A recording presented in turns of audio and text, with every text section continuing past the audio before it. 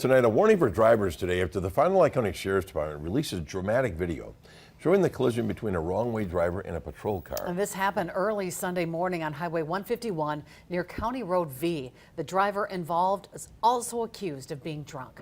Jason Zimmerman spoke with investigators just a short time ago. He's live in Fox Crossing with a first alert update. Jason. Cammie, law enforcement officials say this is the type of incident they encounter way too often, especially around bar close on every major highway, including Interstate 41 right behind me. So today they put out this video hoping it issues a wake-up call to everyone. It was just before 3 o'clock Sunday morning when this call went out in Fond du Lac County concerning a driver on Highway 151. Driver 151 in V.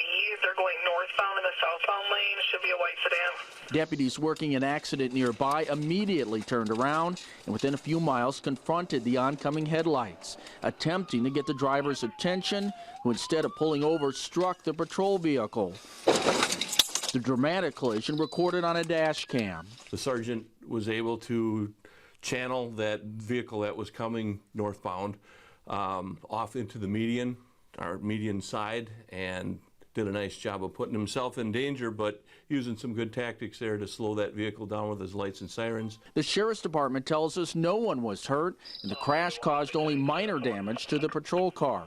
Still, incidents like this one are way too common. This was a relatively low speed by the time this individual figured out he was going the wrong way, but we've had some that had no clue that we were even pursuing him, and until you get yourself in that position, they're traveling at highway speeds and they're going right towards the other innocent bystanders. In sharing this video, the Sheriff's Department hopes to encourage people who drink excessively to designate a driver.